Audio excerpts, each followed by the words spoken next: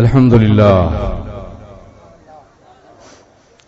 لله الذي فضل سيدنا ومولانا محمدا صلى الله تعالى عليه وسلم على العالمين جميعا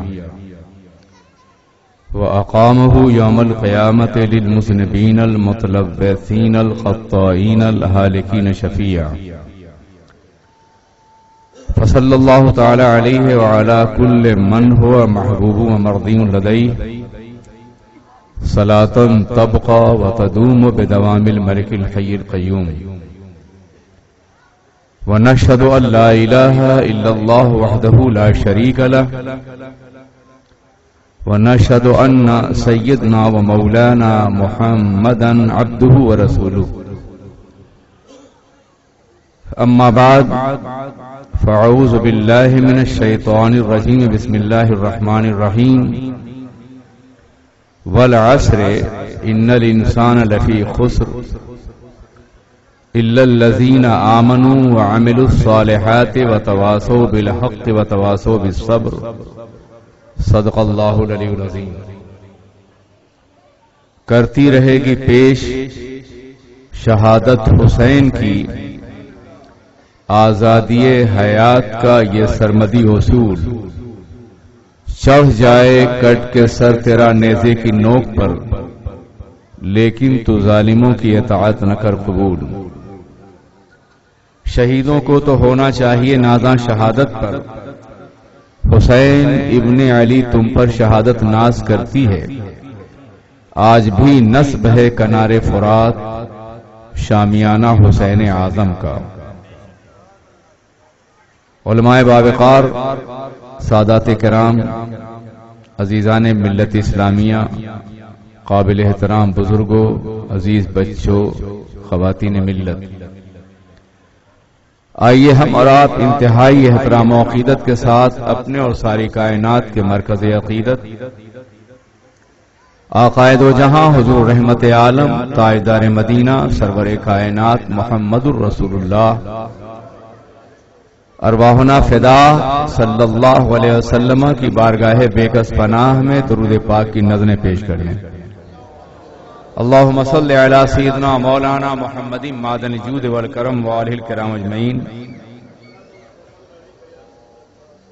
میں جب یہاں داخل ہوا تو مولانا سراج احمد صاحب برکاتی شہادت امام حسین پر گفتگو فرما رہے تھے اور بڑی پیاری گفتگو کر رہے تھے. انہوں نے مجھے عنوان دے دیا، مجھے پتہ نہیں کہ آپ کے اس جلسے کا عنوان کیا ہے، اس لیے کہ ہماری یہ روایت ہے کہ میں بتایا ہی نہیں جاتا کس موضوع پہ گفتگو کرنی ہے. بہرکیف اگر یہی عنوان ہے تو میں چاہوں گا کہ آج بینر سب نہیں پڑھتے، اور خاص طور پر خطیب تو بالکل نہیں پڑھتا، سمجھا آپ نے، اس کو اتنا موقع ہی نہیں ملتا کہ وہ آپ کا بینر پڑھے. اسے بتانا چاہیے کس موضوع پہ گفتگو کرنا ہے. درود شریف پڑھے، درود شریف پڑھیے. اللہم صلی علی سیدنا مولانا محمد معدن الجود والکرم وآلہ الکرام اجمعین. حاضرین کرام، میں نے قرآن عظیم کی ایک سورت مقدسہ کی تلاوت کا شرف حاصل کیا ہے. بادی النظر میں ایسا لگتا ہے کہ اس آیت کریمہ کا اس سورت مقدسہ کا واقعات کربلا سے کوئی تعلق نہیں ہے، لیکن آپ اخیر میں یہ محسوس کریں گے کہ یہ سورت طیبہ کربلا میں حق و صداقت اور ظلم اور جبر کے درمیان حد فاصل قائم کرنے والی ہے، اور یہ فیصلہ کرنے والی کہ حق کو پہ کون تھا اور باطل پہ کون تھا. عزیزان ملت اسلامیہ، کم و بیش 1400 سال کا طویل زمانہ گزر گیا. یہ المیہ، یہ ٹریجڈی 61 ہجری میں یا 60 ہجری میں پیش آیا تھا، جس کے بارے میں آقا دو جہاں نے فرمایا تھا اللہم انی اعوذ بک من راس الستین و امارت الصبیان. لیکن اتنے طویل زمانے کے بعد آج بھی یہ واقعہ اتنا تازہ ہے، اس قدر محسوس ہوتا ہے کہ جیسے آج بھی خیمہ حسین شاطئ نہر پہ باضابطہ طور پہ نصب ہے. آج بھی عباس علمدار کا کٹا ہوا بازو مشکیزے کو سنبھالنے کی کوشش کر رہا ہے. آج بھی اصغر بیشیر کے حلقوم میں تیر پیوست ہے، اور آج بھی خیمہ مظلومین نہر فرات کے کنارے پیاسا نظر آ رہا ہے. یہ اتنا تازہ کیوں محسوس ہوتا ہے؟ اس قدر محسوس کیوں کیا جا رہا ہے؟ دنیا کی تاریخ میں بہت سے المیے پیش آئے ہیں، ٹریجڈیز پیش آئی ہیں، حوادث پیش آئے ہیں، اور زمانے کا مزاج یہ ہے کہ the time is the great healer. زمانہ بہت جلد زخموں کو بھر دیتا ہے. لوگ اپنے پیاروں کا ماتم کرتے ہیں پھر بھول جاتے ہیں، قوموں کا ماتم کرتے ہیں بھول جاتے ہیں، اور پھر المیہ اگر بہت زیادہ تاریخی ہے تو تاریخ کی کتابوں میں محفوظ ہو جاتا ہے یا کچھ نشانیاں میوزیم میں موجود ہوتی ہیں. لیکن اس طرح سیلیبریٹ نہیں کیا جاتا، منایا نہیں جاتا جس طرح سے واقعات کربلا کو آج 1400 سال سے منایا جا رہا ہے. وجہ کیا ہے اس کی؟ ہم یہ دیکھتے ہیں کہ کربلا کے بعد بھی کچھ واقعات بڑے دردناک پیش آئے، اتنے دردناک تو نہیں لیکن ان کی دردناکیاں بھی بہت تھیں.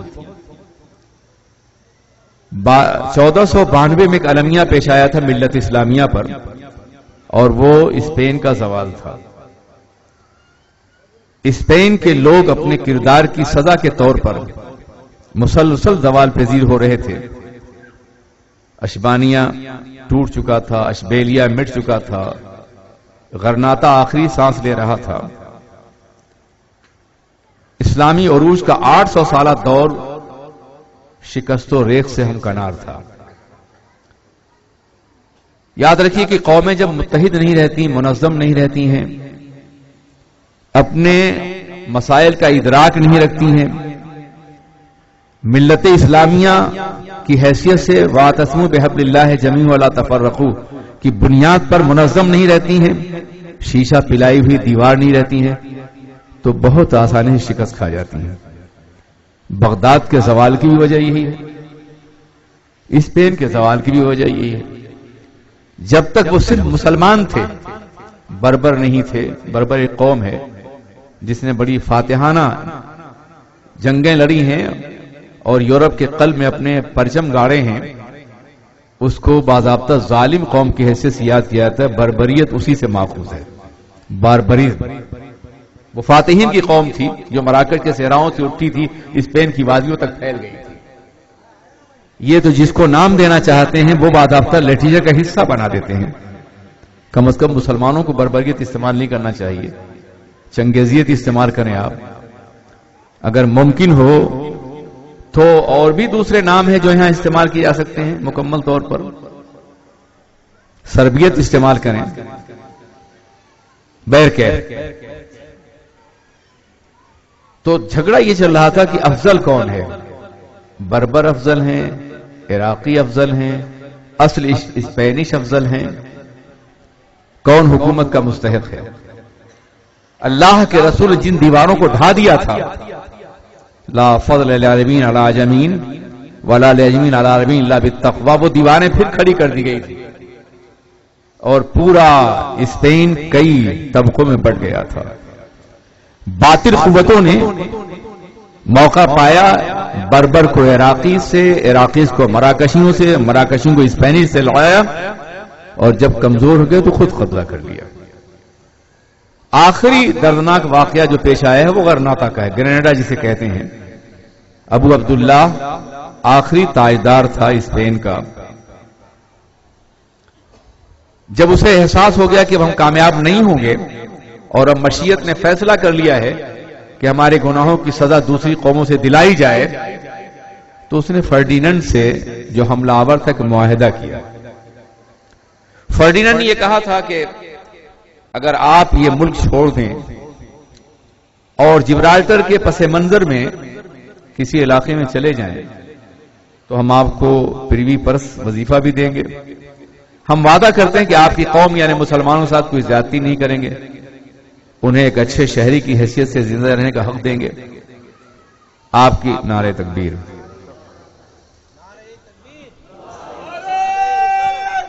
اللہ اکبر. نعرہ رسالت. حضور اشرف الصوفیہ.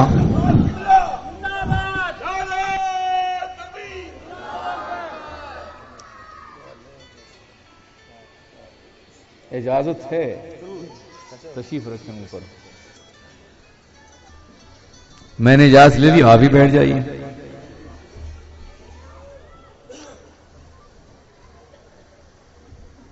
اگر زیارت کرنا چاہیں تو میں تھوڑا سا وقت دیتا ہوں, آپ دیکھ لیں حضرت کو, اور اجازت دیں تو میں گفتگو کا آغاز کروں. کیا خیال ہے جی؟ اچھا ٹھیک ہے. ہاں تو میں یہ عرض کر رہا تھا کہ قوموں کی زندگی میں افتراق و انشقاق کی بنیاد پر زوال لازمی حیثیت اختیار کر جاتا ہے. آج جو ہمارے ہاں جنگیں چل رہی ہیں آپس میں, اگر یہ ملک کی موت نہیں تو کم از کم مسلک کی موت ضرور ہے. ہمیں اپنے ماضی سے سبق سیکھنا چاہیے. اگر اختلاف کی بنیاد پر بغداد تباہ ہو سکتا ہے, اسپین مٹ سکتا ہے, تو ہماری اور آپ کی حیثیت کیا ہے؟ میں تاریخ کو اس حوالے سے پیش کرتا ہوں تاکہ تھوڑا سا ہم سبق حاصل کریں اور ایک شیشہ پلائی ہوئی دیوار بن جائیں. دنیا کی کوئی بھی طاقت ہمارے اندر دراڑ نہ پیدا کر سکے, بنیادیں مرصوص بن جائیں. بہرکیف ابو عبداللہ نے معاہدہ کر لیا اور ملک چھوڑ دیا. اس نے اس کا تاریخی خطاب جو اس نے اپنی قوم سے کرناٹک کی پہاڑی پہ کھڑے ہو کے کیا تھا کہ میری قوم, میں تیرا مجرم ہوں کہ میں نے تیری عزت کا, تیری آبرو کا, تیرے اقتدار کا سودا فرڈیننڈ سے کر لیا ہے. اس کے علاوہ کوئی دوسرا راستہ نہیں تھا. ہم اتنے کمزور ہو چکے تھے کہ اسپین کو باقی نہیں رکھ سکتے تھے. مزید قتل و خون سے بچانے کے لیے میں نے معاہدہ کر لیا ہے, اور اب تیرا یہ مجبور بیٹا آئندہ پھر تجھے نہ دیکھ سکے گا. اور یہ کہہ کے پہاڑوں کے پس منظر میں غائب ہو گیا وہ. لیکن ہوا کیا؟ ہوا یہ کہ فرڈیننڈ نے چن چن کے مسلمانوں کو شہید کروایا, مجبور کیا کہ وہ عیسائیت قبول کر لیں. نہیں کر سکتے تھے تو اس نے باضابطہ آگ جلائی تھی جس میں ڈالا جاتا تھا یا پھر دریا میں غرق کر دیا جاتا تھا. مجبوراً لوگوں نے عیسائیت قبول کر لی. آج بھی آپ اسپین جائیں تو وہاں مغرب اور مشرق کے چہروں کا امتزاج نظر آئے گا. خون ہمارا ہے جو آج بھی موجود ہے, مگر مذہب ہمارا نہیں. کبھی اگر سفر کا موقع ہو دیکھیے گا, وہاں ان کی آنکھیں, ان کے بال, وہاں کا ماحول, موسم, کھجوریں, یہ سب بتائیں گے کہ یہاں کبھی قافلہ رحمت گزرا تھا. یہاں سے پوری دنیا کی قیادت کی گئی تھی. علم و فضل کے اعتبار سے اسپین نے نمالوم کتنے عظیم مفکرین, سائنسداں اور طبیب دیے تھے, وہ سب کچھ ختم ہو گیا. جو لوگ بھاگ سکے مراکش میں چلے آئے, ترکی میں چلے آئے. اور مراکش اور ترکی میں جب آئے تو تنہا نہیں آئے, یہودیوں کے پاس کوئی ملک نہیں تھا, وہ بھی نکالے گئے تو مسلمانوں نے مراکش میں, ٹرکی میں, عراق میں انہیں پناہ دی. آج اس کی سزا وہ ہم کو دے رہے ہیں. یہ احسان فراموشی کی بدترین شکل ہے. ہم نہ ہوتے تو وہ مٹا دیے گئے ہوتے اسپین میں. یہ سب کچھ ہو گیا, مگر کچھ بچے زندہ رہ گئے تھے, چھوٹے چھوٹے بچے. انسان بڑوں کی موت تو برداشت کرتا ہے مگر بچوں کی نہیں. فرڈیننڈ نے حکم دیا کہ بچوں کو میدان میں جمع کیا جائے, ان پہ گھوڑے دوڑا دیے جائیں, زندہ بچوں پہ. اور جب سینکڑوں بچوں پہ گھوڑے دوڑائے گئے ہوں گے تو کتنی ماہوں نے ماتم کیا ہوگا اور کتنی آہیں اٹھی ہوں گی, ملبوں کے ڈھیر سے کتنی کراہیں بلند ہوئی ہوں گی. آپ اندازہ کر سکتے ہیں؟ نہیں کر سکتے. اس دور کے رائٹرز نے مرثیے لکھے, لیکن لوگ بھول گئے. کوئی ہے جو اس عالمیہ کو یاد کرے اور سیلیبریٹ کرے اور منائے ہر سال زوال اسپین کا عالمیہ؟ ایک طاغوتی قوت کے ظلم کی انتہا کا عالمیہ؟ نہیں. تاریخ کا انتمال زخموں کو پر کر دیتا ہے، لوگ بھول گئے اسے۔ بغداد کا زوال ہی معمولی تو نہیں تھا، اتنا دردناک زوال تھا کہ دریائے دجلہ میں کئی مہینے تک خون بہتا رہا، اور جب خون کی سرخی ختم ہوئی تو کتابوں کی سیاہی بہتی رہی۔ سعدی نے مرثیہ لکھا تھا اس زمانے میں، آسماں را حق بود گر خون ببارد بر زمین بر سقوط ملک مستعصم امیر المومنین۔ آسمان کو چاہیے کہ زمین پہ خون کی بارش کرے مستعصم کے امیر المومنین کے ملک کے زوال پر۔ لوگ اسے بھول گئے۔ ہمارے ملک میں بہت سے دردناک واقعات پیش آئے ہیں، قومی سطح کے بھی، انفرادی سطح کے بھی ہیں۔ کانپور میں ایک مسجد تعمیر کر رہا تھا مسلمان، یہ انگریزوں کے آخری دور کی بات ہے، وہ روک رہے تھے، انہوں نے کہا ہم گولی چلائیں گے، تو مسلمانوں نے چھوٹے چھوٹے بچوں کو تعمیر کے لیے لگا دیا کہ بچوں میں تو رحم کریں گے، مگر 17 راؤنڈ گولی چلائی گئی اور میدان بچوں سے بھر دیا گیا۔ کتنی کراہیں اٹھی ہوئی ہوں گی، کیا عالم ہوگا۔ لیکن کیا یاد ہے آپ کو یہ واقعہ؟ اس زمانے میں کسی شاعر نے کہا تھا، تعجب کیا ہے گر بچوں کو سب سے پہلے، تعجب کیا ہے گر بچوں نے سب سے پہلے جانے دی، یہ بچے ہیں انہیں تو جلد سو جانے کی عادت ہے۔ تعجب کیا ہے، کتنا سادہ ہے مگر اس کے ساتھ دل ہلا دینے والا ہے۔ شبلی نے لکھا تھا، تعجب کیا ہے گر بچوں نے سب سے پہلے جانے دی، یہ بچے ہیں انہیں تو جلد سو جانے کی عادت ہے۔ کربلا کے بچوں کی طرح یہ بچے بھی جلد سو گئے تھے، لیکن کیا یاد کیا ہے اس کو لوگوں نے؟ 100 سال سے زیادہ نہیں گزرا ہے۔ میں عرض کرنا چاہتا ہوں کہ تاریخ المیوں سے بھری ہوئی ہے، بلکہ تاریخ دراصل کامیابیوں اور المیوں کے ریکارڈ کا نام ہے۔ جہاں کوئی المیہ ہوتا ہے وہ تاریخ بنتی ہے، اور جہاں کوئی کامیابی ہوتی ہے تو وہ تاریخ بنتی ہے۔ لیکن یہ نہ المیہ یاد ہیں اور نہ یہ کامیابیاں یاد ہیں دنیا کو، مگر یاد حسین آج بھی کیوں زندہ ہے، ایک سوال ہے۔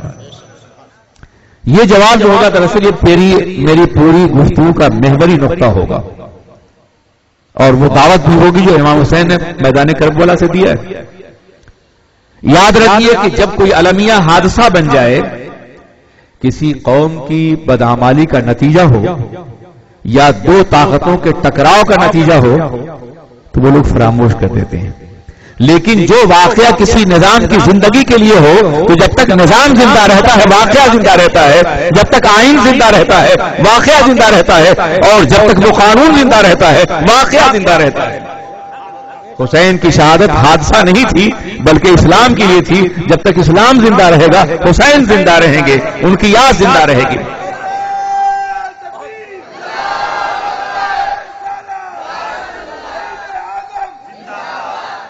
یہ ساری تفصیل اس لیے بیان کی تھی کہ میں حسین اعظم کی شہادت کو 2 اربوں کی خون کی گرمی کا نتیجہ نہ قرار دوں، جیسا کہ بعض مورخین نے لکھا ہے، جیسا کہ آج ایک بے باک ظالم پیسے کے بلبوتے پر اور پیٹرول ڈالر کے بلبوتے پر بکتا ہوا نظر آتا ہے، آپ کے شہر میں امام حسین کی شہادت ایک نظام کی حیات کے لیے تھی۔ آئیے ایک اور نقطہ نظر دیکھیں، انبیاء کرام کی تاریخ کا مطالعہ کریں۔ میں تاریخ کا طالب علم ہوں، تو آپ یہ محسوس کریں گے جتنے بھی انبیاء کرام دنیا میں تشریف لائے، میرے آقا کے علاوہ، آپ کے مولا کے علاوہ، سرکار رحمت کے علاوہ، جان رحمت کے علاوہ، جتنے بھی انبیاء کرام تشریف لائے میرے آقا سے پہلے، وہ ایک محدود زمانے کے لیے آئے تھے۔ مصلحت عزدی یہی تھی، محدود قوم کے لیے آئے تھے، ان کے مخاطب ان کی اپنی اقوام تھی۔ لیکن ہوتا یہ تھا کہ جب کوئی نبی جلوگر ہوتا تو اس کی تعلیمات عوام میں پھیل جاتی، کچھ لوگ ایمان لاتے اس پر عمل کرتے، کوئی کتاب اگر لے کے آئے تو کتاب پر بھی عمل ہوتا۔ لیکن 1 صدی کے اندر ودن 100 years ہر نبی کی تعلیم کو بدل دیا گیا۔ جناب ابراہیم سے لے کے جناب عیسیٰ تک دیکھیے، بلکہ جناب نوح سے لے کے جناب عیسیٰ تک دیکھیے، آپ کو یہ متفقہ روایت ملے گی کہ کسی بھی پیغمبر کی کتاب، اس کی زندگی، اس کا نظام، اس کا تصور الہ، عقیدہ الوہیت 1 صدی سے زیادہ معاشرے میں زندہ قوت بن کے باقی نہیں رہ سکا. جانتے ہو کیوں؟ اس لیے باقی نہیں رہ سکا کہ اس نظام کو باقی رکھنے کے ان کے پاس کوئی حسین نہیں تھا. رسول کے نظام کو باقی رکھنے کے لیے حسین ہیں، اس لیے جب بھی نظام بدلا جائے گا تو حسین ہی کھڑے ہوں گے اور جان دے کے بچائیں گے. بے شک. نعرے تکبیر، نعرے رسالت، مفکر اسلام.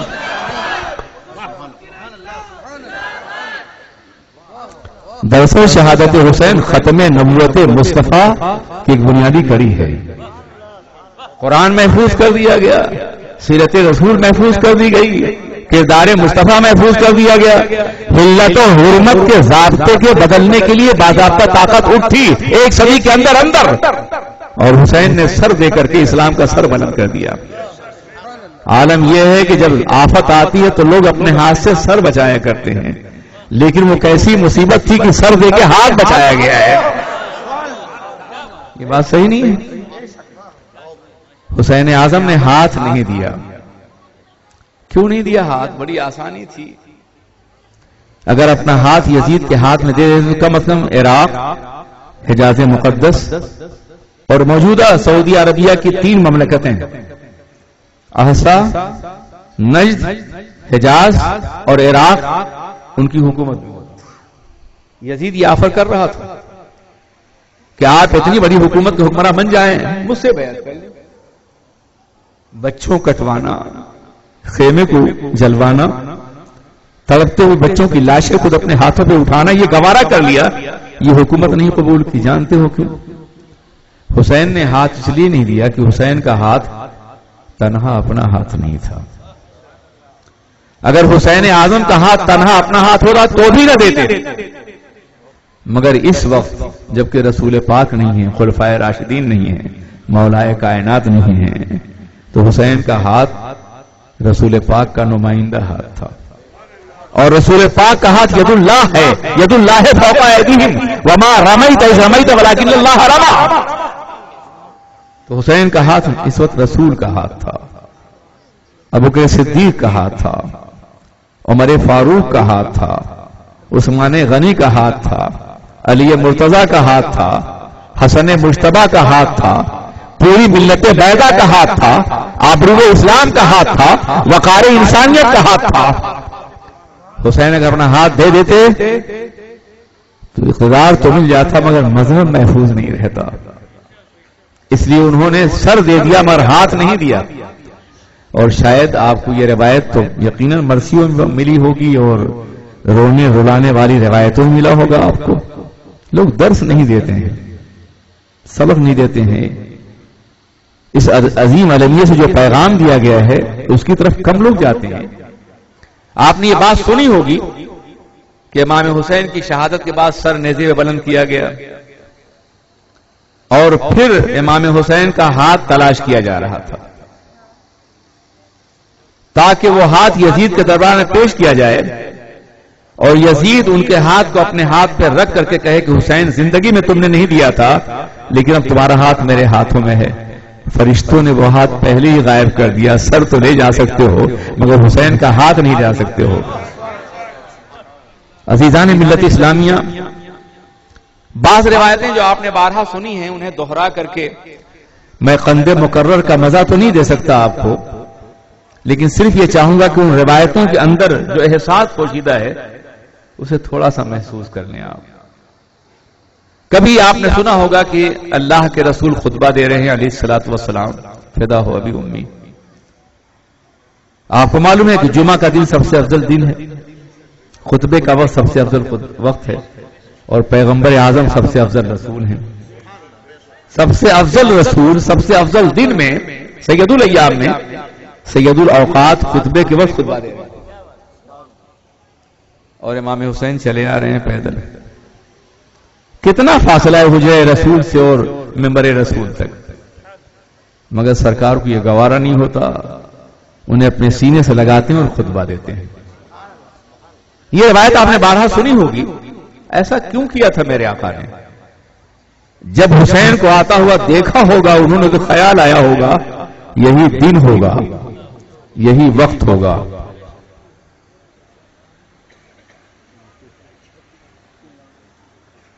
تشریف لائیے جناب والا۔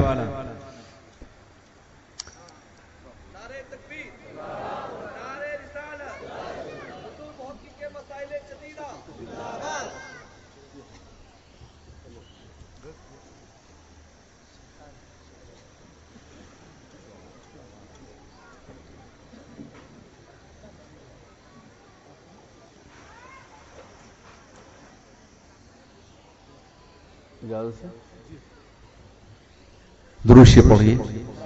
اللہم صلی علی سیدنا مولانا محمد معدن جود والکرم وآلہ الکرام اجمعین وبارک وسلم علیہ ابدا دائما سرمدا۔ یہی دن وقت ہوگا، یاد ہے جو میں کہہ رہا تھا یا میری طرف سے آپ تھی؟ آپ کا بھی حافظہ ڈبکیاں لگانے لگا ہے۔ یہی دن ہوگا، یہی وقت ہوگا، کربلا کا میدان ہوگا، حسین ہوں گے، نہ میں ہوں گا، نہ علی ہوں گے، نہ فاطمہ ہوں گے، اور یہ شہزادہ میدان کربلا میں شہید کیا جائے گا۔ یہ احساس تھا جس نے پیغمبر اعظم کو حالت خطبہ میں انہیں اپنے سینے سے لگانے پر آمادہ فرمایا۔ سجدے کی حالت سجدہ تک بھی کر دیا۔ بارہ آپ نے سنا کیوں کیا تھا؟ صرف محبت کے حوالے سے؟ جی نہیں، یہاں بھی وہی احساس پوشیدہ ہے کہ حسین پیٹھ پر ہیں اور میں یہ گوارا نہیں کرتا کہ وہ میری پیٹھ سے گریں، تو یہ کیسے گوارا کروں گا میں کہ وہ گھوڑے سے گرائے جائیں؟ میں سجدہ کروں گا تو سر اٹھاؤں گا بھی، لیکن حسین سجدہ کرے گا تو ایک ایسا سجدہ ہوگا جو کبھی سر نہ اٹھائے گا۔ ہو سکے تو لائیے دونوں جہاں میزان میں نے ایک سجدہ زمین کربلا سے لے لیا۔ عزیزان ملت اسلامیہ، میں یہ عرض کر رہا تھا کہ امام حسین کی شہادت دراصل یہ کوئی اتفاقی یا حادثاتی واقعہ نہیں ہے، بلکہ یہ پلانٹ منصوبہ تھا مشیت کا۔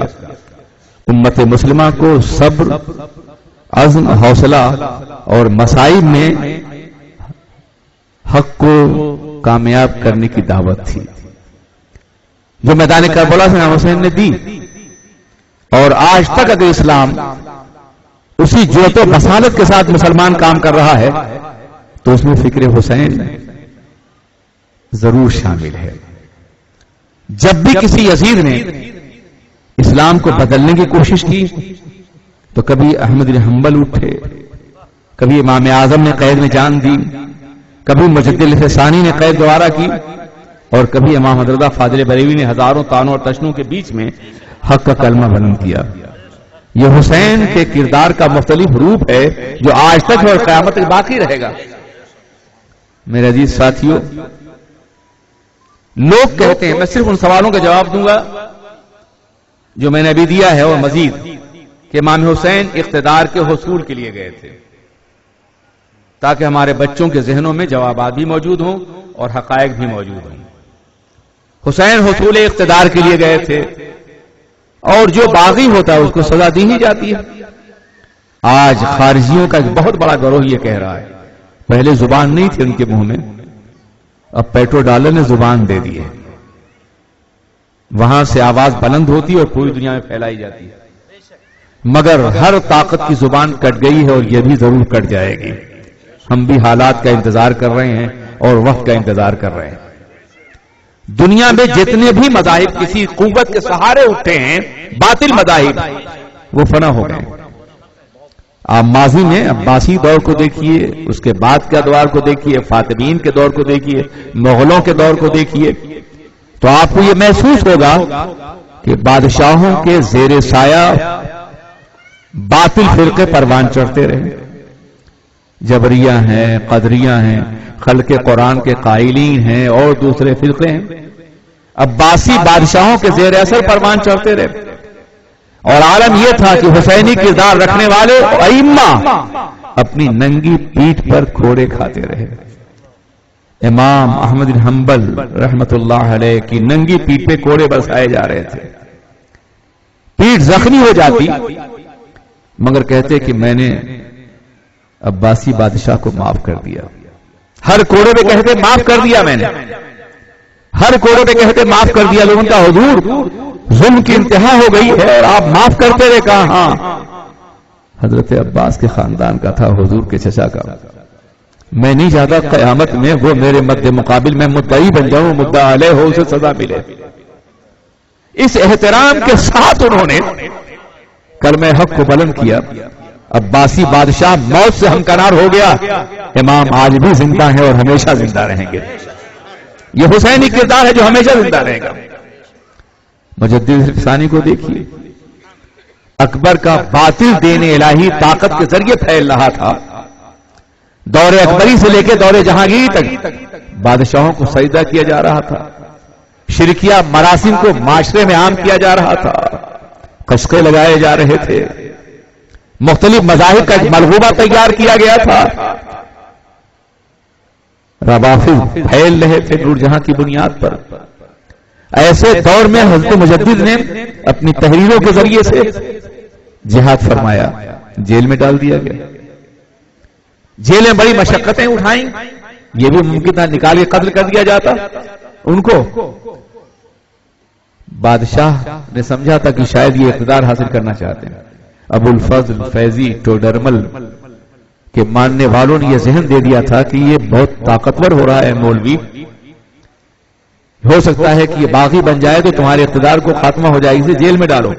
جیل میں ڈال دیا گیا. ایک دفعہ جہانگیر کا سپہ سالار ناراض ہوا، وہ قید خانے میں گیا اور کہا کہ حضور اگر آپ کہیں تو جہانگیر کا سر لا کے آپ کے قدموں میں ڈال دوں، اس کا تاج آپ کے سر پہ رکھ دوں. تو کہا نہیں، ایسا کبھی نہ کرنا. میں مملکت اسلامیہ کا خیر خواہ ہوں، میں اسلام کو طاقتور دیکھنا چاہتا ہوں. میں ان مراسم اور معمولات کا مخالف ہوں جو دربار میں پھیلے ہوئے. میں اصلاح کرنا چاہتا ہوں، حصول اقتدار میرا مقصد نہیں ہے. یہ بات بعد میں جہانگیر کو ملی تو جا کے قدم چوم لیے اس نے، اور تمام فتنوں کا ایک ساتھ خاتمہ کر دیا اس نے. اور پھر اس کے بعد جو فکر پیدا ہوئی ہے وہ فکر حضرت مجدد ثانی تھی. وہ ہند میں سرمایہ ملت کا نگہباں اللہ نے پرورش کیا، جس کو خبردار گردن جھکی جس کی جہانگیر کے آگے. یہ فکر حسینی تو تھی نا. امام حسین یعنی جہانگیر مجدد چاہتے جہاں حاصل کر لیتے، لیکن اقتدار کو ٹھوکر مارا اور دین کی بقا کے لیے جیل بھی برداشت کی اور زحمتیں بھی برداشت کی اور قربانیاں بھی دی انہوں نے. دین باقی ہے. اکبر بھی فنا ہو گیا اور جہانگیر بھی. کوئی نہیں پوچھتا ہے انہیں. آج بھی مجدد کی بارگاہ میں لاکھوں افراد سلام پیش کرنے کے لیے جاتے ہیں. تو میں کہنے جو فتنے درباروں میں پڑتے ہیں وہ فتنے بیک وقت موت سے ہمکنار ہوتے ہیں. موت ان کا مقدر بن جاتی ہے، اس لیے کہ بادشاہ خوشامد چاہتا اور حق کبھی خوشامد نہیں کرتا. حق ہمیشہ حق ہوتا ہے، اس لیے بادشاہوں کی طبیعت سے مناسبت نہیں ہوتی. بادشاہ شریعت کو طبیعت کے قالب میں ڈھالنا چاہتا ہے اور حق شریعت کو باقی رکھنا چاہتا ہے. یزید بھی شریعت کو طبیعت کے قالب میں ڈھالنا چاہتا تھا. وہ چاہتا تھا جو میں کہوں وہ ہے، جو حلال کہوں وہ حلال ہے اور جو حرام کہوں وہ حرام ہے. علت و حرمت کی بنیادیں ٹوٹ رہی تھی. اگر آپ دیکھیں تو پورا اسلامی نظام حلت اور حرمت ہی پہ قائم ہے. عقائد سے لے کر کے اور معمولات و معقولات تک ہر جگہ ایک نظام ہے حلت اور حرمت کا، اور یہی بنیادیں مسمار ہو رہی تھی یزید کے ذریعے سے. اس لیے حسین نے یہ اقدام کیا اور آگے بڑھے. حصول اقتدار کے لیے جانے والے اس طرح تو نہیں جاتے جیسے حسین جا رہے تھے. دنیا میں آپ نے دیکھا ہوگا کہ جب دو قوتوں میں تصادم ہوتا ہے تو یہ قوتیں ہمیشہ مسلح ہو کے جاتی ہیں مقابلے پر. جب آپ نے مکہ مکرمہ چھوڑنا چاہا تو آپ کے رفقا نے خیرخواہوں نے یہ کہا تھا حسین کوفے کو آپ نے دیکھا ہے، ان لوگوں نے مولا کائنات سے بغاوت کی ہے، ان کا ساتھ چھوڑ دیا ہے، ان پر زیادتی کی ہے. آپ دوبارہ وہاں نہ جاؤ، اور اگر جانا ہی ہے تو پہلے کعبہ کی دیواروں کے نیچے امت مسلمہ کو آواز دیں اور جب ایک منظم فوج تیار ہو جائے تب جائیں. حسین اعظم نے یہ قبول نہیں کیا. اگر میں ایسا کروں گا تو ممکن ہے کہ عراق جانے سے پہلے ہی کعبہ پہ حملہ ہو جائے، اور میں نہیں چاہتا کہ اس حرم محترم میں انسانوں کا خون بہے. مجھے اس حرم کی حفاظت کے لیے بھی جانا ہے. پھر آپ جاتے کس کے ساتھ ہیں؟ کچھ ساتھی ہیں، کچھ بھائی ہیں، بھتیجے ہیں، بھانجے ہیں، بیٹے ہیں، بچیاں ہیں، شریک زندگی ہیں، بہن ہیں. یہ فوج تھی. کیا اسی کا نام فوج ہوتا ہے؟ کیا ہی اقتدار کی جنگ تھی جو حسین لڑنے کے لیے گئے تھے؟ ان ظالموں کی زبان میں یہ بات کس نے ڈال دی کہ وہ اقتدار کے لیے گئے تھے؟ اتنا بھی ہوش نہیں ہے انہیں. اگر دونوں طرف کا منظر دیکھ لیتے تو بھی اندازہ ہو جاتا کہ اقتدار کا طریقہ یہ نہیں ہوتا حصول اقتدار کا. عزیزان ملت اسلامیہ، لوح محفوظ میں دیکھ لیا تھا کہ قربانی کسے دینی ہے، اور جن کو قربانی دینی تھی انہی کو لے کے مذبح کربلا میں جا رہے تھے. وہ لوگ کے کل راحتے دل راحتے جاں تھے، وہ لوگ ہی تپتی ہوئی راہوں پہ رواں تھے. صرف ان کو لے گئے جن کی قربانی مقدر تھی. یہ بہت تفصیلی گفتگو ہو جائے گی جب میں بتانا شروع کروں گا کہ روایات کی روشنی میں بعض صحابہ ازواج مطہرات میں بعض یہ جانتے تھے کہ واقعہ پیش آنے والا ہے، اور خود رسول پاک بھی جانتے تھے. ان کی تربیت ہی اس لیے ہو رہی تھی تاکہ اللہ کے رسول میں قربانی، اللہ کے رسول کے دین کے لیے قربانی دیں. عزیزان ملت اسلامیہ، لوگ کہتے ہیں بہت مجبور اور بےکش شہید کیے گئے. میں اسے بھی نہیں مانتا. اختیاری مجبوری اور ہوتی ہے اور اضطرار اور ہوتا ہے. صبر اس وقت کیا جائے جب جواب دیا جا سکتا ہو تو وہ صبر بڑا اہم ہوتا ہے، بڑا عظیم ہوتا ہے. حسین اعظم کہیں مجبور نہیں تھے. اگر وہ چاہتے تو ٹھوکر لگاتے اور زمزم کی طرح سے نہر فرات ان کے قدموں کے نیچے پیدا ہوتا. اگر صدیوں کے بعد ان کا ایک بیٹا پیالے میں انگلی لا کر ڈال کے آنا ساگر سمیٹ سکتا ہے تو وہ چاہتے تو پورا آنا ساگر ان کے خیمے میں آ جاتا، پورا نہر فرات. لیکن اگر ایسا ہوتا تو اولیاء کرام کے باب کرامات میں جان اولیاء کی ایک کرامت کا اور اضافہ ہو جاتا. دنیا میں کرامتوں کے حوالے سے جانا جاتا، عظیمتوں کے حوالے سے تو نہیں جانا جاتا. حسین صبر کی تاریخ تو نہ ملتی، قربانی دینے کا حوصلہ تو نہ ملتا، جان دینے کی صلاحیت تو نہ ملتی، دین پر مر مٹنے کا وہ جذبہ تو نہیں ملتا جو حسین نے میدان کربلا سے ہم کو بھی دیا اور آپ کو بھی دیا ہے. عزیزان ملت اسلامیہ، اس لیے انہوں نے قربانی دی. آپ کہہ سکتے ہیں کہ حسین تو ناکام ہو گئے تھے. ناکامی وجود کی بقا کا نام نہیں ہے، ناکامی مقصد کے مٹ جانے کا نام ہے. جاویداں پہم دماں ہر دم جمع ہے زندگی، ہے کبھی جان اور کبھی تسلیم جان ہے زندگی. کبھی جان دینا زندگی ہے اور کبھی جان بچا لینا زندگی ہے. دونوں زندگیاں ہیں، مگر جان بچائی جاتی ہے تو فرد بچتا ہے، اور جان دی جاتی ہے تو قوم بچتی ہے اور معاشرہ بچتا ہے. شہداء کرام کی تاریخ سے بھری ہوئی ہے کہ جان دی جاتی ہے اور پھر جان دینے والا شہید مرتا نہیں.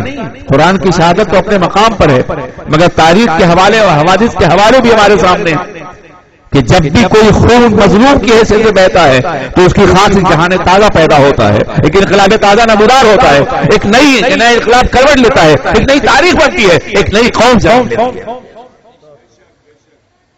عزیزان ملت اسلامیہ، اس لیے امام حسین کی یہ شہادت دراصل قوم کی زندگی کے لیے تھی، قوم کی حیات کے لیے تھی، اسلام کے نظام کے بقا کے لیے تھی. میں کہیں بھی کسی بھی مرحلے میں نہ مبالغے سے کام لوں گا، نہ کوئی غیر حقیقی روایت کو پیش کرنے کی کوشش کروں گا، تاکہ میں یہ بتا سکوں گا کہ بغیر تزئین کاری کے بھی ہم حسین کے پیغام سے بہت کچھ سیکھ بھی سکتے ہیں اور حاصل بھی کر سکتے ہیں. تھوڑا سا ذہن کی زندگی اور جمود توڑنے کی ضرورت ہے ہم کو اور آپ کو. اللہ ہمیں توفیق خیر عطا فرمائے. میں یہ عرض کرنا چاہتا ہوں کہ حسین اعظم میدان کربلا میں حصول اقتدار کے لیے نہیں گئے تھے. ایک بات اور کہی جاتی ہے، تم یہ کہتے ہو کہ جناب فاطمہ جانتی تھی کہ یہ واقعہ پیش آئے گا. میرے آقا نے گلوے حسین پہ بوسہ دے کے یہ بتایا تھا کہ یہ واقعہ پیش آئے گا، تو دعا کیوں نہیں فرما دی؟ بلا شبہ وہ دعا کرتے تو بڑی سے بڑی مصیبت ٹل جاتی. جن کی نگاہیں اڑ جانے کے بعد قبلہ بدل جاتا ہو، ان کے ہاتھ اڑ جاتے تو کربلا کا نقشہ نہ بدل جاتا. لیکن اس کے ذریعے سے بھی وہ درس ہمیں ملتا جو درس حسین دینا چاہتے تھے. میرے آقا نے بدر و حنین اور خیبر و خندق میں کیوں نہیں دعا کی؟ یعنی بجائے بدر میں اترنے کے 14 صحابہ کی جان پیش کرنے کے بطور نذر، احد میں دردناک مرحلوں سے گزرنے کے بجائے حنین اور خیبر و خندق میں انتہائی قربانیاں دینے کے بجائے بڑا آسان تھا کہ کعبہ کے نیچے دعا کرتے اور غلبہ ہو جاتا. لیکن میرے آقا یہ درس دینا چاہتے تھے کہ دعا اس وقت کرو جب تم اپنا پورا نظام عمل خدا کی بارگاہ میں پیش کر دو. بستر پہ سونے والی دعائیں، سڑکوں پہ کھڑے ہو کر کے چلانے والی دعائیں، اے اللہ اسرائیل کی توپوں میں کیڑے پڑ جائے، یہ زنانہ دعائیں نہ تمہیں بچا سکیں گی نہ تمہاری قوم کو بچا سکیں گی. یہ نامردوں کی دعائیں جو تم کر رہے ہو نا، میں واللہ قسم کھا کے کہتا ہوں کہ اس کا کوئی فائدہ نہیں ہوگا جب تک عمل نہ پیش کرو، کردار نہ پیش کرو، جوہد مسلسل نہ پیش کرو، صحیح فہم نہ پیش کرو. اگر دعا کرنا تھا دعا ہی سب کچھ ہوتی تو میرے آقا کعبہ کی دیواروں کی یہ دعا کرتے اور کفر کا نظام پلٹ جاتا. پتھر کیوں کھاتے؟ روز ہدایت کے پھول لے کے جاتے تھے اور زخموں کی بہار کھلا کر کے آتے تھے، پھر بھی دعائے رحمت کرتے تھے، دعائے عذاب نہیں کرتے تھے. اس لیے جانتے ہیں کہ آج پتھر مارنے والے کل میرے نظام کو لے کے آگے بڑھیں گے اور پوری دنیا میں پھیلائیں گے. پتھر کھا کے نظام کو بچایا ہے انہوں نے، آئین کو استحکام بخشا ہے میرے آقا نے. یہ سنت تھی رسول گرامی وقار صلی اللہ علیہ وسلم کی. بدر و حنین اور خیبر و خندق اسی دعا کی ہے آپ نے. جانتے ہو کب؟ جب 313 نہتھے مجاہدین کو لے کے میدان بدر میں اترے ہیں، اور وہ رات جو کربلا کی 10ویں ذی الحجہ کی رات کی طرح سے تھی، 10ویں محرم کی. اترے ہیں میدان بدر میں اور پھر خدا کی بارگاہ میں ہاتھ اٹھا کے انہوں نے کہا تھا، اے اللہ اگر یہ 313 نہتھے مجاہدین جو میری کل متاع ہیں اگر یہ ختم ہو گئے تو جرأت رندانہ تو جرأت پیغمبران دیکھیے، ابدیت کی جرأت تو دیکھیے، خدا کے قرب کا مقام تو دیکھیے. کہتے ہیں لن توبہ ہوگا تو معبود تیری کبھی بات نہیں ہوگی. وہ لوگ جو کہتے ہیں کہ محمد جیسے کروڑوں پیدا ہو سکتے ہیں، اس جملے پر غور تو کریں.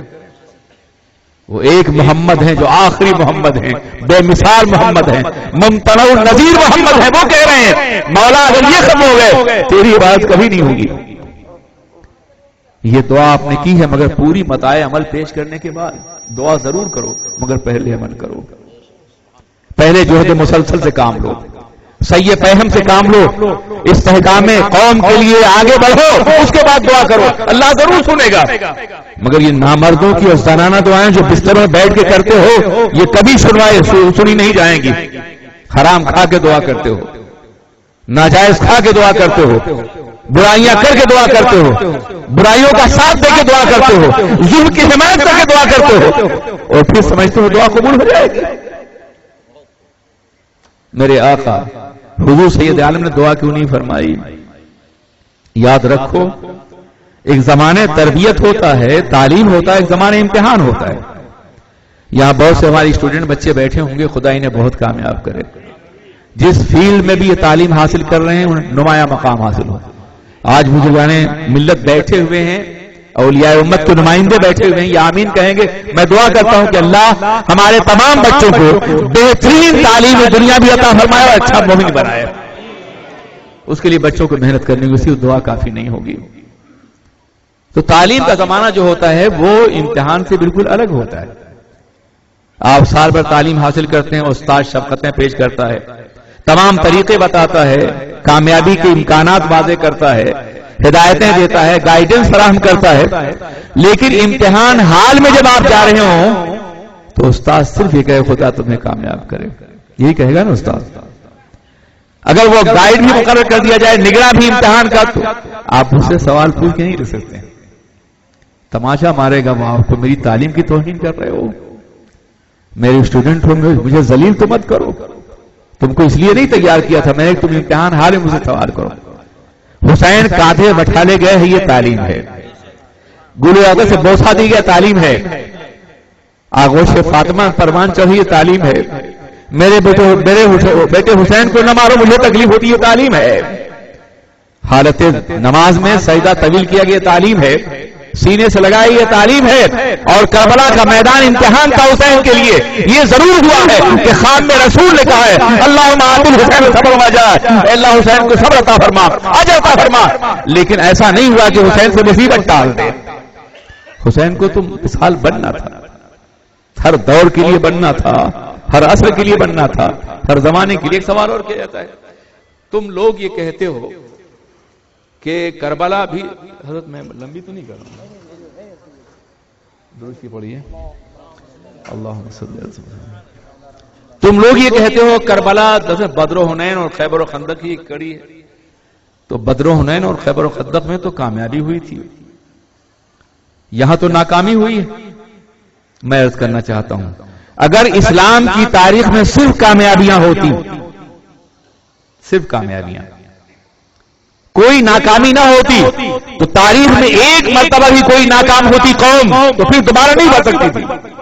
لیکن کامیابیوں کے ساتھ حسین کی مادی ناکامی اس لیے شامل کر دی گئی کہ حسین ناکام ہو کے بھی کامیاب ہے، اور اگر کبھی امت مسلمہ ناکام بھی ہو تو مایوس رہو، کامیابی کے لیے آگے بڑھے۔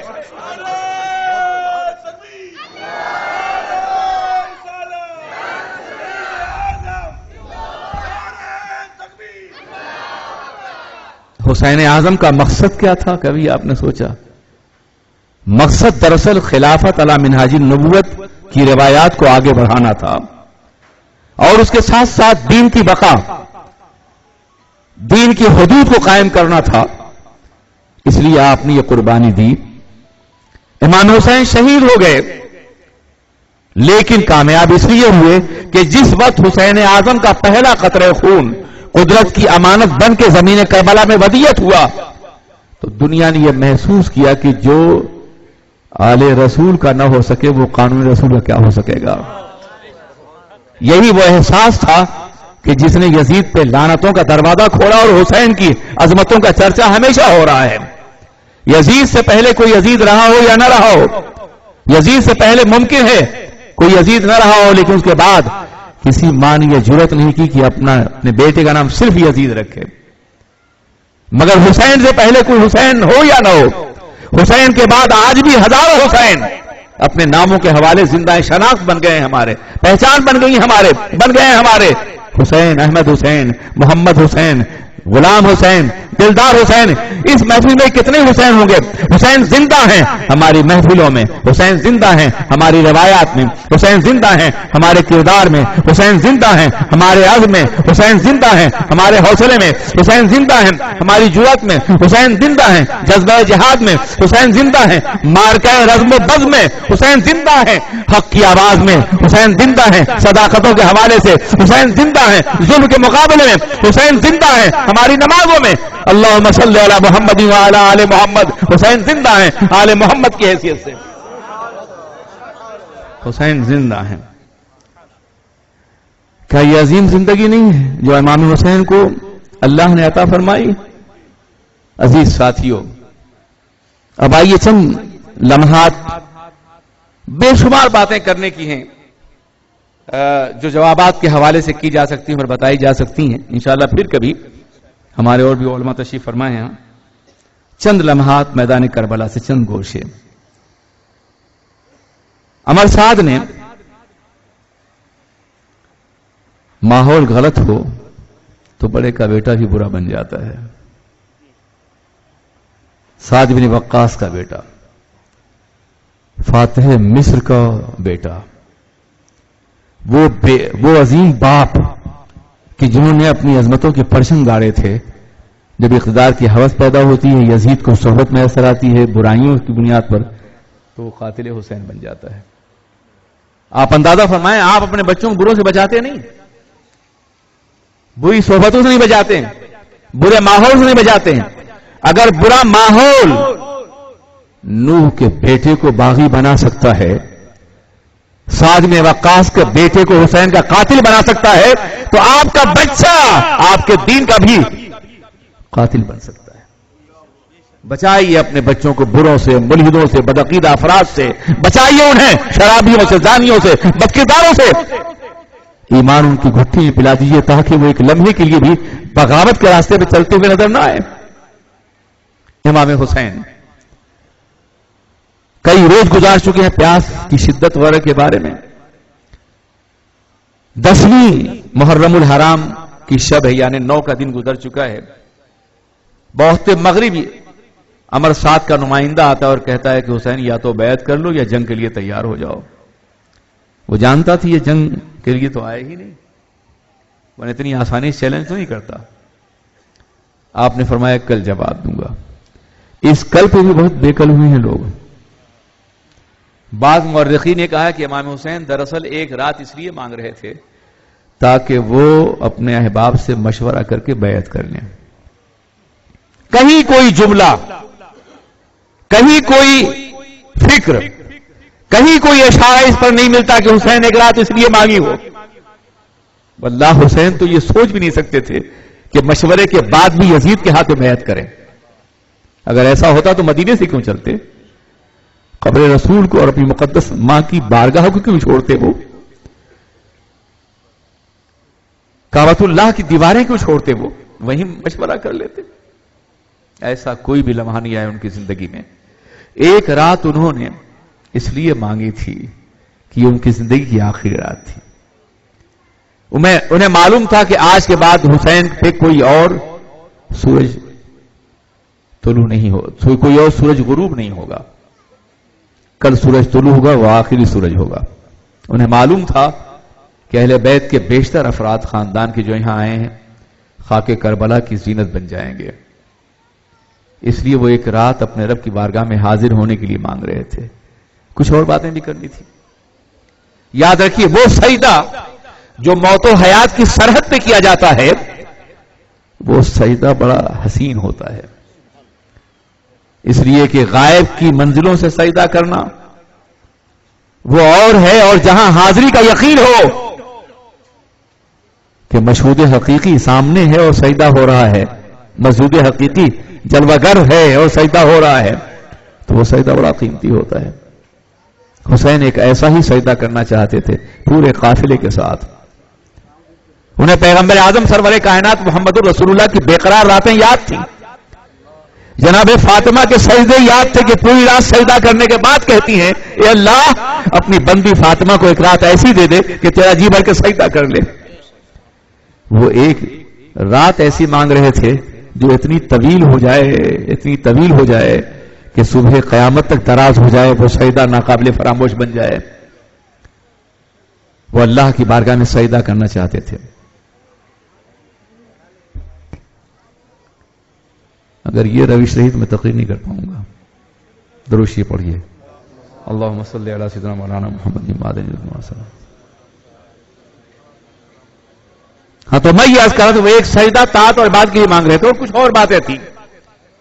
شام ڈھل چکی ہے، مغرب کی نماز ادا کی جا چکی ہے. آپ نے اہل قافلہ کو بلایا اور کہا کہ میرے ساتھیوں، میرے رفقا، میرے جانے سارو، مجھے اس بات کا احساس ہے کہ میں تم سے ایک بڑا ہی ناقابل برداشت مطالبہ کر رہا ہوں، لیکن مجھے تمہاری زندگی بھی عزیز ہے. یزید کو سر چاہیے تو میرا، یزید کو ہاتھ چاہیے تو میرا. اگر تم چلے جاؤ تو تم سے مواخذہ نہیں کرے گا، اس لیے کہ میرا ہاتھ کافی ہے جو پوری ملت اسلامیہ کا نمائندہ ہاتھ ہے، رسول پاک کا نمائندہ ہاتھ ہے. میں یہ فیصلہ کر چکا ہوں کہ سر دے سکتا ہوں مگر ہاتھ نہیں. لیکن تم چلے جاؤ. ایک کوہرام سا بپا ہو گیا خیمے میں. حسین آپ ہم سے یہ امید کرتے ہیں کہ ایسی حالت میں آپ کو چھوڑ کے چلے جائیں؟ کیا امید شفاعت لے کے آپ کے نانا کی بارگاہ میں حاضر ہوں گے؟ حضور یہ تو نہ کیجیے آپ. ہم جناب موسیٰ کی قوم نہیں کہ پیغمبر سے کہیں اذهب انت وربك فقاتلا انا هنا قاعدون، جاؤ تم اور تمہارا رب خدا جنگ کرے، ہم یہاں کھڑے رہیں گے. ہم محمد عربی کی امت ہیں جن کے دیوانوں نے ہمیشہ اپنے مشن پر جان دی ہے. آپ ایک مشن لے کر کے آئے ہیں، یہ تنہا آپ کی ذات کا معاملہ نہیں ہے. آپ کے خون کی سرخی اور قیامت تک گلستان اسلام کے ہر پھول میں ہوگی تو اس میں ہماری بھی سرخی شامل ہوگی. ہمیں شہید ہو جانے دیجئے. قافلے کا یہ جواب سننے کے بعد امام حسین اپنی شریک زندگی کو بلاتے ہیں، جناب شہربانو کو، زین العابدین کی ماں کو، اس عظیم ماں کو کہ جس کے ساتھ ساتھ سلسلہ سیادت آج بھی قائم ہے اور قیامت تک قائم رہے گا. شہربانو، عربوں نے تمہاری قدر نہیں کی ہے.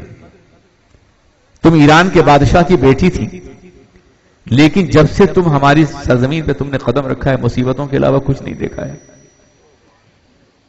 لیکن آج کے بعد جو دن طلوع ہونے والا ہے شہربانو اسے برداشت نہ کر سکو گی. اپنے بچوں کے جسم کے ٹکڑے، ان کے گلوں میں پیوند، تیر، ان کی اٹھتی ہوئی لاشیں. اس لیے میرا یہ کہنا ہے کہ تم یقیناً نہیں جاؤ گی. اگر میں یہ کہوں جان بچانا چاہتی ہو، لیکن میں یہ کہوں کہ نسل مصطفیٰ کو بچانا ہے تو چلی جاؤ اپنے بچوں کو لے کر کے، اپنے بچوں کو لے کے ایران چلی جاؤ. تم کو بھی نہیں روکا جائے گا، بلکہ یہ خوش ہوں گے کہ حسین مزید تنہا ہو گئے ہیں، ساتھی بھی چلے، گھر بھی چلا گیا. جاؤ. طرف اٹھتی ہیں جناب شہربانو اور فرماتی ہیں کہ حسین کیا کہہ رہے ہیں آپ؟ عربوں نے مجھے کچھ نہیں دیا، میں ایک کافر بادشاہ کی بیٹی تھی، عربوں نے مجھے دین کے تاجدار کی بیٹی بنا دیا ہے. اس سے بڑا انعام میرے لیے اور کیا ہوگا اس سرزمین پر. میں ایک ایسی ماں کی بیٹی تھی جو آتش پرست تھی، لیکن اب ایک ایسی ماں کی بیٹی جو خاتون جنت ہیں. یہ وہ بڑا انعام ہے جو مجھے آپ کے قدموں میں آنے سے ملا ہے. میں ایک لمحے کے لیے بھی شکوہ نہیں کر سکتی کہ آپ کے صدر میں مجھے کوئی تکلیف ہوئی ہے. تاریخ نفاس کو محفوظ رکھتی ہے.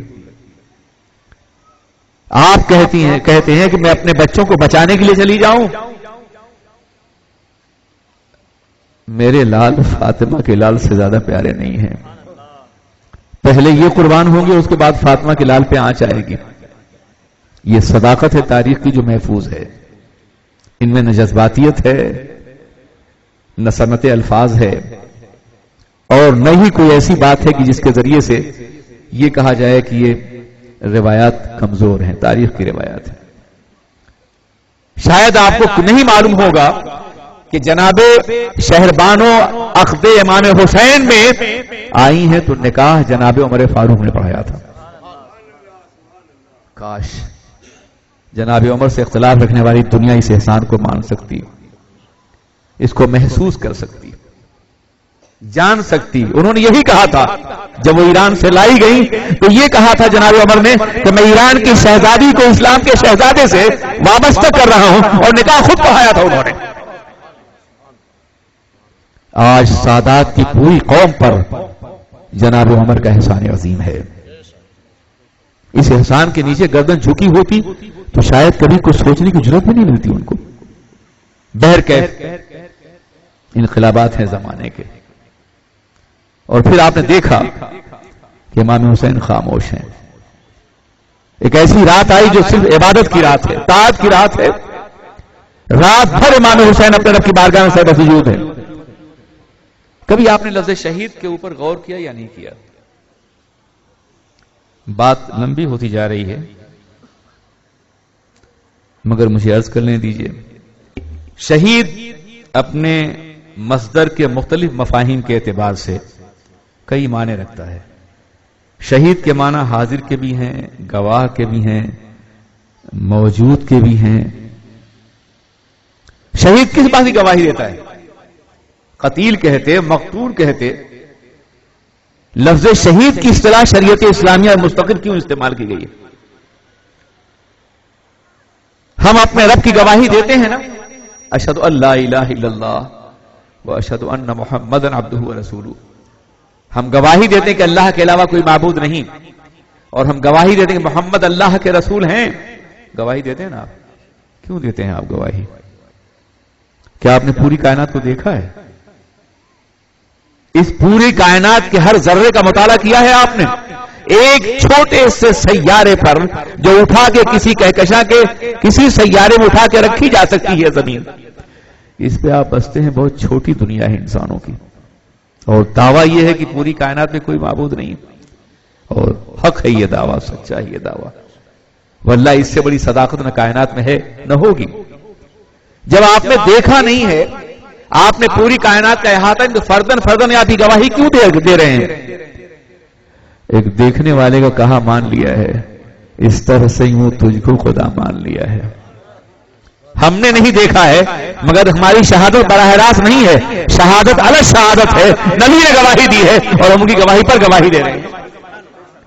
ہم گواہی دیتے ہیں تو غیر حاضر ہو کر کے، نہ دیکھ کر کے، مگر شہید کا پہلا قطرہ خون گرتا ہے تو اپنے رب کی بارگاہ میں حاضر ہو جاتا ہے. ہم گواہی دیتے ہیں تو زبان سے دیتے ہیں، اور شہید کٹی ہوئی گردن سے گواہی دیتا ہے. اس لیے گواہ بھی ہے تو شہید ہے. ہم حاضر ہوتے ہیں خدا کی بارگاہ میں، مگر لذت حضوری کہاں؟ کبھی یہ حقیقت منتظر نظر لباس مجاز میں کہ ہزاروں سجدے تڑپ رہے ہیں میری جبین نیاز میں، مگر حقیقت منتظر کی لامتناہی جلووں کی وسعتیں لباس مجاز کی پہنائیوں میں کیسے آ سکتی ہیں؟ تمنا تو کر سکتا ہے آدمی، لیکن ممکن نہیں ہے کہ ایسا ہو سکے. مگر شہید کا یہ عالم ہے کہ وہ سر دیتا ہے اور خدا کے جلووں کا مشاہدہ کر لیتا ہے. اس لیے دیکھنے والا بھی وہی ہے اور گواہ بھی وہی ہے. ہماری حاضری غیب کے پردوں سے ہوتی ہے اور وہ جان دیتا ہے تو خدا کی بارگاہ میں براہ راست حاضر. تو شہید بھی وہی ہے، گواہ بھی وہی ہے، حاضر بھی وہی ہے، مشاہدہ کرنے والا بھی وہی ہے. بس وہ ایک لذت سجدہ تھی جو حسین کو اس بات پہ آمادہ کر رہی تھی کہ ایک رات اور گزارے. پوری رات اللہ کی بارگاہ میں اطاعت اور طاعت میں گزری ہے، صبر و استقلال کی دعا کے لیے. یہ ایک لفظ بھی نہیں ملتا تاریخ حسین کا اللہ ہی مصیبت ٹال دے، اللہ یزید کو راستے سے ہٹا دے، اللہ ان کافروں پہ قہر ٹوٹ پڑے. ایسی کوئی دعا آپ کو نہیں ملے گی. سرکار نے بھی دعا کی اللہ معاذ حسین صبر و اجرا. جناب فاطمہ کی دعا بھی ہے اور خود بھی دعا کرتے ہیں اللہ مجھے صبر عطا فرما، استقامت عطا فرما، میرے پیروں میں لغزش نہ آنے پائے، میں اپنے بچوں کی لاشیں بھی دیکھوں اور پھر بھی صبر کرتا رہوں. یہ دعا پوری رات جاری ہے، صبر و استقامت کی دعا. اب آئیے میں قرآن پاک کے فیصلے کو آپ کے سامنے پیش کروں. جو سورۃ طیبہ میں پڑھی تھی نا، بظاہر irrelevant نظر آتی ہے، غیر متعلق نظر آتی ہے نا. والعصر ان الانسان لفی خسر الا الذین آمنوا وعملوا الصالحات وتواصوا بالحق وتواصوا بالصبر. قسم ہے زمانے کی، انسان بہت بڑے گھاٹے میں ہے. دولت ہے تو گھاٹے میں ہے، سرمایہ ہے تو گھاٹے میں ہے، اقتدار ہے تو گھاٹے میں ہے، فوج ہے تو گھاٹے میں ہے، کامیابی مادی ہے تو بھی گھاٹے میں ہے. الا الذین آمنوا وعملوا الصالحات، کامیاب وہ لوگ ہیں جو ایمان لائے، نیک عمل کیا اور ایک دوسرے کو حق و صبر کی وصیت کی. زینب تم صبر کرنا، صہبانو تم صبر کرنا، قاسم تم صبر کرنا، اکبر تم صبر کرنا. یہاں ایمان بھی ہے، عمل صالح بھی ہے، حق و صبر کی وصیت بھی ہے. سورت بتا رہی ہے حسین کامیاب ہے اور یزید ناکام ہے.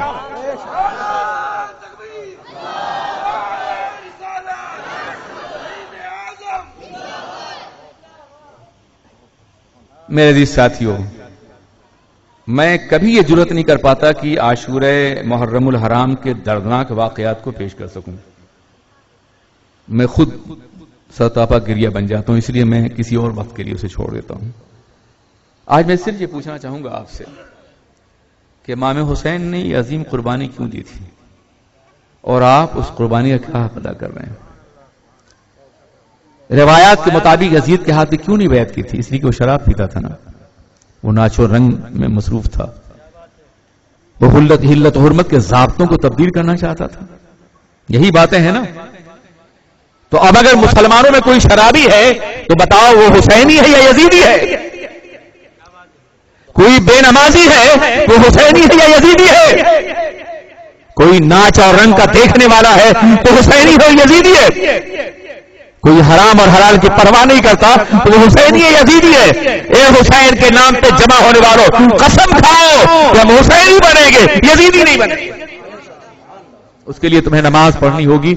حسین نے بچوں کی لاشیں دے کے نماز پڑھی ہے، زینب نے بچوں کی لاشیں دے کے نماز پڑھی ہے۔ تمہیں نماز پڑھنی ہوگی، برائیوں سے بچنا ہوگا، حلال کا اہتمام کرنا ہوگا، حرام سے پرہیز کرنا ہوگا، ناچ رنگ اور دنیا کی تمام برائیوں سے پرہیز کرنا ہوگا، شراب اور ہر نشے سے اپنے دامن کو بچانا ہوگا۔ اگر تم ایسا کرو گے تمہیں حسین کی جنت ملے گی۔ السلام علیکم۔